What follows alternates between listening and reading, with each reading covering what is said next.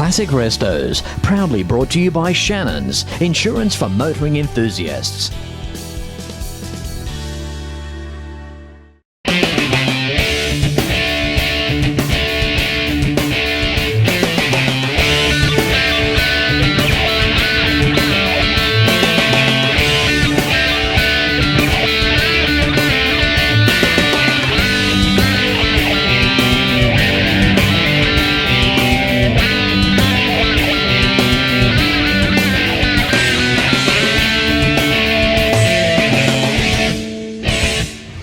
Hello and welcome to another exciting episode of Classic Restos. Of course, not possible without the continued support of my longest standing sponsor, Shannon's. Why not pick up the phone and give Shannon's a call on 134646? Visit Shannon's online at shannons.com.au, and while you're there, why not sign up and become a member of the Shannon's Club? In fact, Shannon's offer you a 10% multi-policy discount if you add your home insurance to your current car and bike insurance. And when you look around at classic vehicles such as this, you just have to be with Shannon's. Why not pick up the phone and give them a call on 134646 for a quote? As a part of my lengthy stay in Pennsylvania, covering some of the world's largest motoring shows for Carlisle events, in between the Ford show and the up-and-coming GM show, I thought I'd bring you this, the D'Elegance at Hershey. Just a short drive from Carlisle is the picturesque Hershey, home of Hershey's Chocolate, Trogues Brewery, and of course the AACA Museum. Today I'm not far from the AACA at Hotel Hershey. This is where you will find vehicles of a 5-star standard all day long. A chance to see millions of dollars worth of cars showcased within a gorgeous backdrop surrounded by the delightful landscape of the Hershey property. The Elegance is the ultimate automobile garden party. In the tradition of the finest European and American Concours d'Elegance, you'll see more than 60 of the world's most sought-after and desired antique vehicles. This collection of vehicles is rarely available for viewing. Let's go take a closer look. Moving through this glorious event at Hershey D'Elegance. How are you, Tom? Good, how are you? I'm good. Welcome to today's show. Thank you. It's a pleasure to be here. This is a remarkable vehicle. It's a 1937 Packard. What can you tell us about the car? Well, it's a formal sedan, which was only something that the very wealthy would be interested back at that time. And as far as we're able to tell, there's maybe only 10 of this particular body style left in the world. Maybe not even that many. Do you feel kind of nervous bringing it out? No, it's an original condition car, so that takes a little bit of the weight off my shoulders as far as a stone chip or something like that. It's part of the aging process. Well, Tom, every stone chip is a trophy. You can look at it that way. Now, being a 1937 car, an original car, what is it like to drive?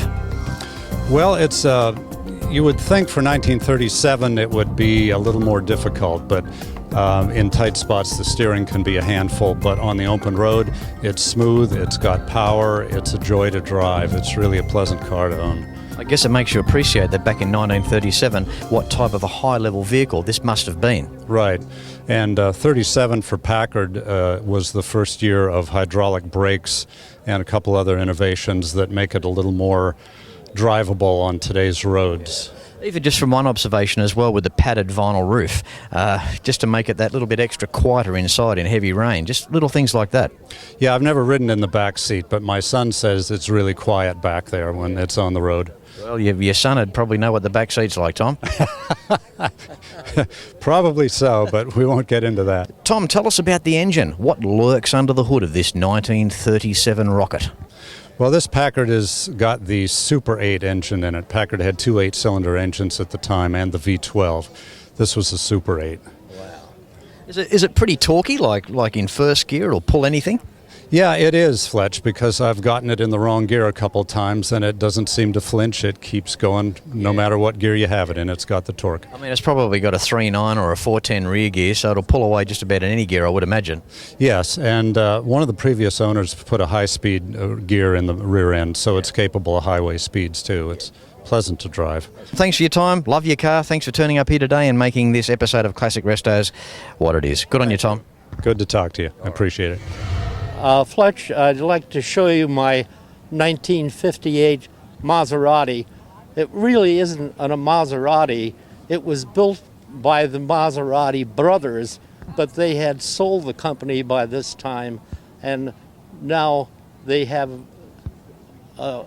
moved to a different location, and this is what they built starting in 1957. Fletch, it's a very good car to drive. We vintage race it, and I've had it on the Colorado Grand, which is 1,000 miles in Colorado up and down hills. Fletch, it was a pleasure being on the show. Time for Don now. How are you, Don? Fine, Fletch. That's good. Got to be good on a day like this, right? Oh, it's great. The sun is starting to shine. Yeah. Absolutely. Right onto the top of your Rolls-Royce 1933 car. Have a go at this. What a beautiful car. How long have you had it, Don? Oh, approximately 4 to 5 years. Yeah. Have you always been into Rolls-Royces? Not always, but the last... my first car actually was the Silver Cloud 65, which I've had over 20 years. But then I started buying some Rolls-Royces in the last 10 years. You just can't help yourself, can you, Don? Well, it's hard. It's hard to resist. Don, tell us some of the advantages of this car, 1933 Rolls-Royce. What's going on there? Well, it's very rare. There's not that many left.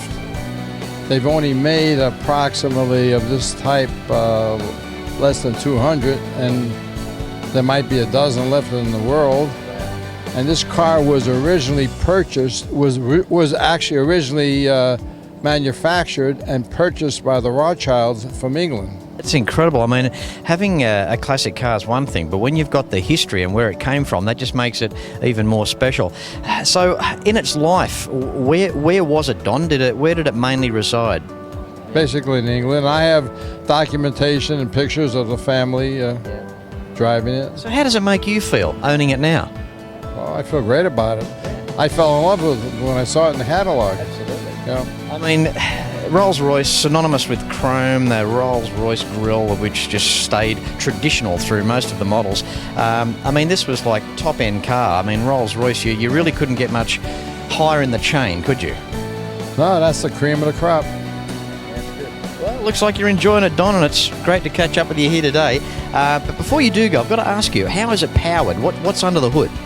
It's actually a 6-cylinder, but it's a 7-liter engine. Wow. So it's actually it can go as fast as 100 miles an hour. That's around a 400 cubic inch 6-cylinder engine. That's incredible. Yes, it is. It is. Yeah. All right, good on you there, Don. I'd be hanging on at 100 miles an hour, but boy, it's just amazing to think that back in those times they could build a car with such top-end power. That's amazing. Yes, it is. Yeah. Yes, it is. Good on you, Don. Thanks. Thank you very much, Fletch. Oh, you nearly got it right. Try again. Fletch? Hey, you got it. Okay, Fletch. He's a good guy. Now, lucky enough to catch up with Pat now. Now, Pat is Don's partner. How are you, Pat? I'm doing fine, Fletch. That's good. Do you think I'm going to ask you about the car? I hope not. I'm going to ask you about your dress. It's very nice. Thank you very much. This is very 5-star here at this event. You turned up with the Rolls-Royce, an incredible vehicle. Do you like riding it? Do you ever get to drive it?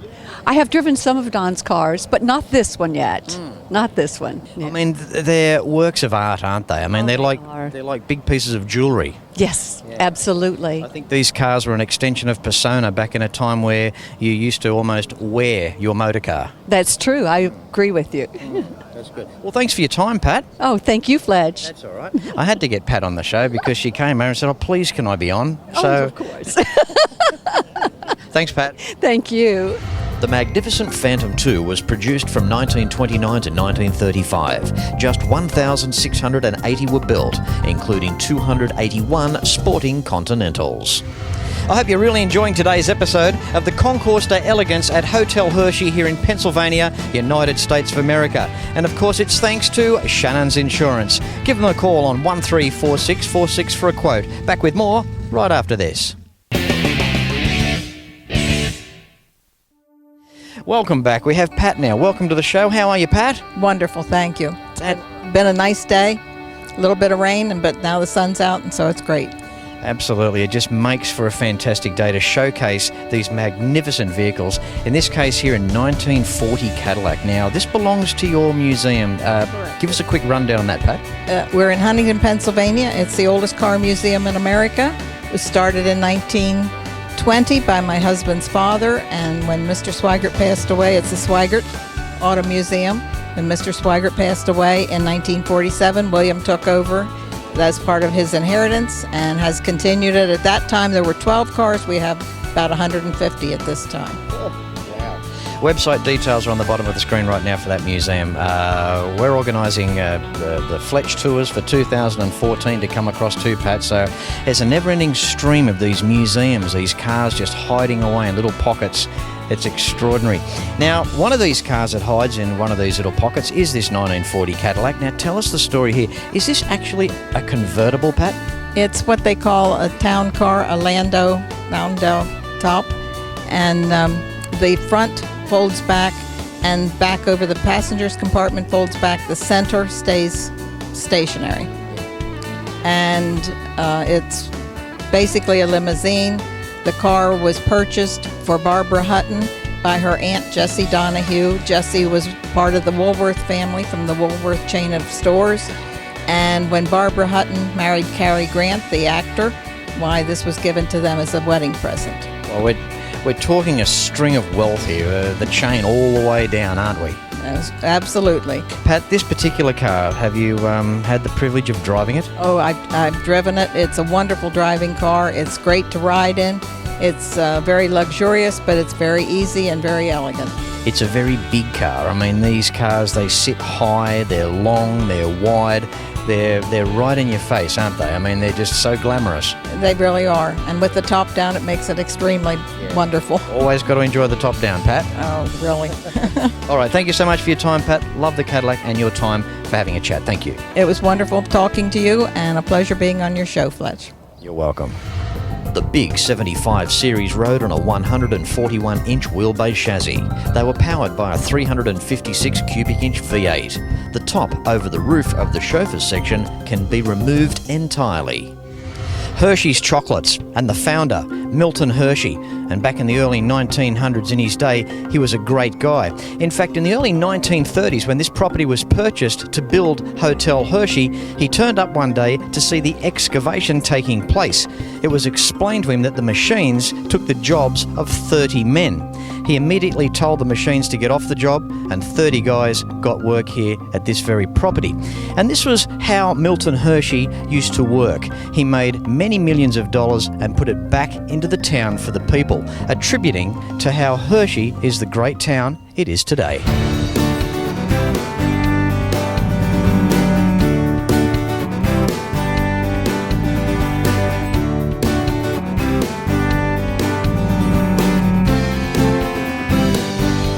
Moving through, we found Keith. How are you, Keith? How you doing, Fletch? Good, mate. Good. Love your Lincoln. Oh, thanks a lot.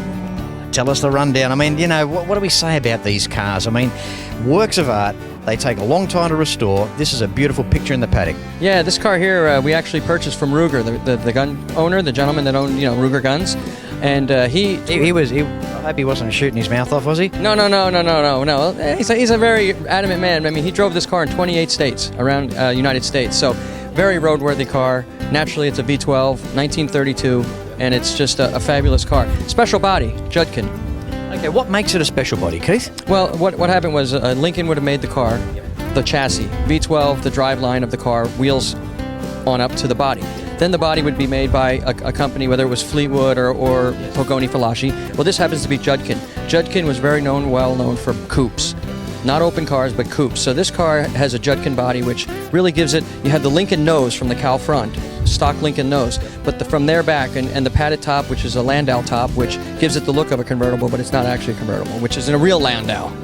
I think it's amazing too, Keith, back in the day, the amount of outsourcing where a lot of other companies prospered to build a model such as this. Oh, absolutely. Absolutely. I mean, especially when you got into the wooden bodies cars, they couldn't afford to have everything under their own shell. So in order for them to save money and prosper, they would send the car out, the chassis out, get a body made for it with an outside company. And that company specialized only in the body, so it made sense to... Interesting too, back in the 30s with Cadillac with their V16s, we got the Lincoln here with the V12. It was a very interesting time because we're talking the Depression years as well for manufacturers to try these types of engines. Not a silly question, Keith, but this V12 here, did they run really well?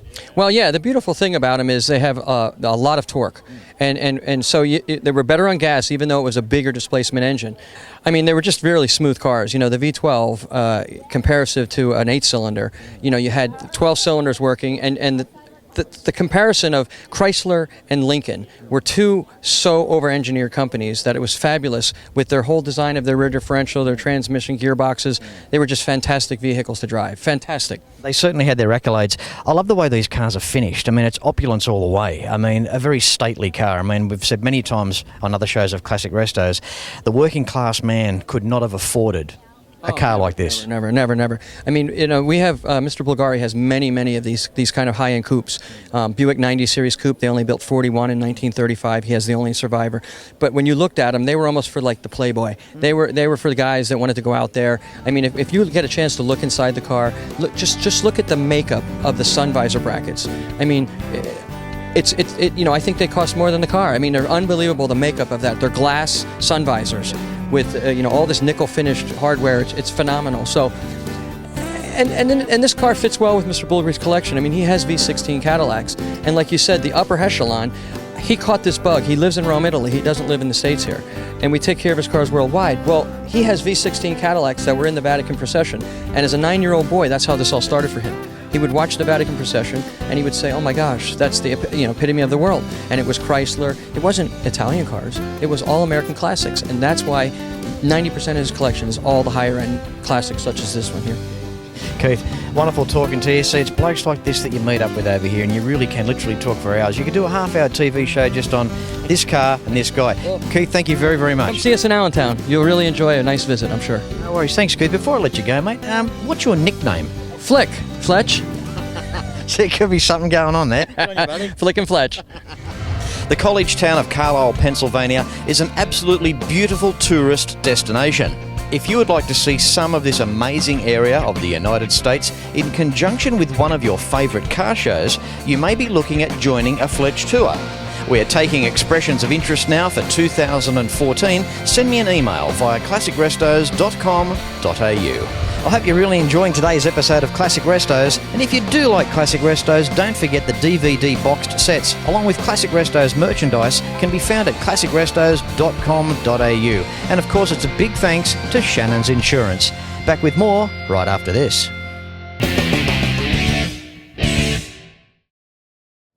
Of all the cars, a 1940 Nash Ambassador. Welcome to the show today, Reggie. Thank you, Fletch. I'm stuck for words. I've never seen a car like this ever. They made 11 of these cars, and 2 are left that we know of. The first and third cars were black, and we believe this may be the first car. There were pictures of Alexa Sinoski sitting in the car just like this with the same bumper design. Some of the cars had a little bit different bumper design. Some of the cars were 5 of the 11 had copper plate on the chrome work instead of chrome. The first and third cars made were black, and of course this was originally a black car. It's amazing. I see some styles here. I look around the nose. I can see Duesenberg. I can see Cord. I can see Tucker. I look along the door line. It reminds me of the British cars, the smaller sports cars. It's kind of like a combination. I mean, it's a huge car. It is a big car, but all that combined into one gem of a thing. Yep, Fletch. It was just Alexa Sinoski's design himself that he came up with to take a standard automobile and make it look like it was really moving at any speed, sitting still even.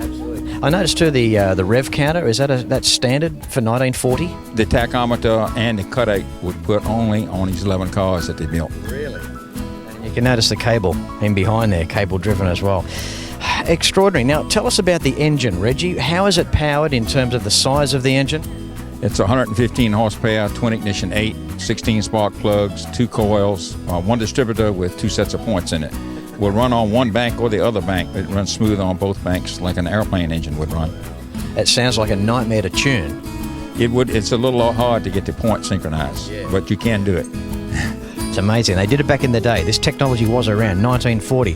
I guess too, being a top-end car, there's always been a market for the top-end people as well. So those people would always buy these types of cars. I look at the dashboard too, Reggie. I mean, it's not unlike Ford. I look at the interior. It's very sumptuous. It's just an incredible car from that time. How does it drive as a car? Is it nice to drive? Fletch, this car just cruises right on down the road. It has a 3-speed with a 4-speed overdrive.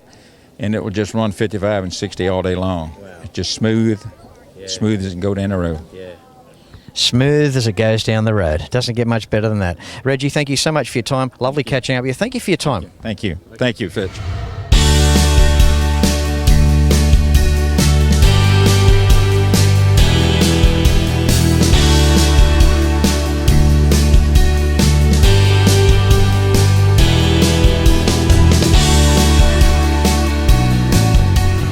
Time for Jared now. How are you, Jared? Pretty good. How are you, Fletch? I'm very, very well. You know what? It's not every day of the week you see one of these cars. A 1941 Chrysler Thunderbolt. Jared, from what I hear, you're taking care of this car. Tell us about it. Where did it come from? Who used to own it? It belongs to the Richard Driehaus collection in Chicago right now. Basically, Chrysler decided they were going to try and build a really beautiful car in the early 40s, and they got a hold of Alex Tremulous, who eventually went on to design the Tucker, and this was what he came up with. Speaking of the Tucker as well, if you haven't seen that Jeff Bridges movie, I think it was made back in 1988 or 89, try and get that, the Tucker movie, absolutely amazing. The story of a guy with ideas to revolutionise cars, punched out of the market by the big three, just so typical of the time, wasn't it? It was just sad that he didn't get to build more cars. And some of those features of the Tucker are in cars today, which I guess is a nice legacy that stuck as well. Now, this Aeroflow design, the shaved look, no door handles, this was ahead of its time as well, Jared. It's so windswept. It is, and things like the hidden headlights, the retractable roof, most of those didn't come into cars until probably the late 50s. Jared, back in the day, was this car looked upon as a performance car? I don't know if it was a performance car per se. It was a stock Imperial chassis as far as I know, and mainly it was just a design exercise to see what kind of crazy things the designers could come up with. And that's what Chrysler was renowned for, weren't they? They were game enough to design these bold designs, manufacture them, carry them through. Some didn't work, most did, but that was the gamble they took. In 1934 they designed the Airflow, and it was kind of a flop as far as public views, and they decided they were going to try again with this one, and who knows, maybe cars like this one would have been in production if it hadn't been for World War II. Well, the Aeroflow, that was Walter P. Chrysler's favourite car. And it's a beautiful car. We also have one of those in the collection in Chicago. Okay, well, look at the interior, Jared. Absolutely gorgeous there. The way that the dash is designed is just an amazing thing. It's hard to believe that it is 1941. I mean, we're stepping back in time here. It's a time capsule, isn't it? It is, and a lot of the designs of that era, they're just not this smooth, this aerodynamic. It's really incredible. What an incredible time it must have been back then in those design rooms. I would have loved to have been a fly on the wall and heard some of those conversations that took place. Oh yeah, they came up with some crazy ideas. Jared, tell us the size of the engine here. It's a straight 8, flat head, L valve. It's a straight 8. That's all that counted. As long as there was 8 under the hood, that's all that mattered. Jared, thank you so much for your time. Really good talking with you. Thank you. It was nice to be here, Fletch. Called the car of the future, the Thunderbolt hosted electronically concealed headlights, an aerodynamic body like no other, along with a 323 cubic inch straight 8. Only 5 were ever built. They were sold off by Chrysler at a then astronomical $8,250 each. 4 still survive today. I'm sure you'll agree when it comes to 5-star car events that shows don't come much better than this. I hope you've really enjoyed today's episode of the Concourse d'Elegance here at the Hotel Hershey in Pennsylvania, United States of America. Don't forget the DVD boxed sets of the show, along with Classic Restos merchandise, can be found at classicrestos.com.au. Major sponsor information is there as well. Click on their links to be directed to their website. Now, until next week, as I say at the end of every show, no matter where you're watching Classic Restos from, please ride and drive safe. I'm Fletch, and I thank you for watching. Don't forget to like Classic Restos on Facebook. Facebook.com/Classic Restos TV. And episodes can be seen at shannons.com.au.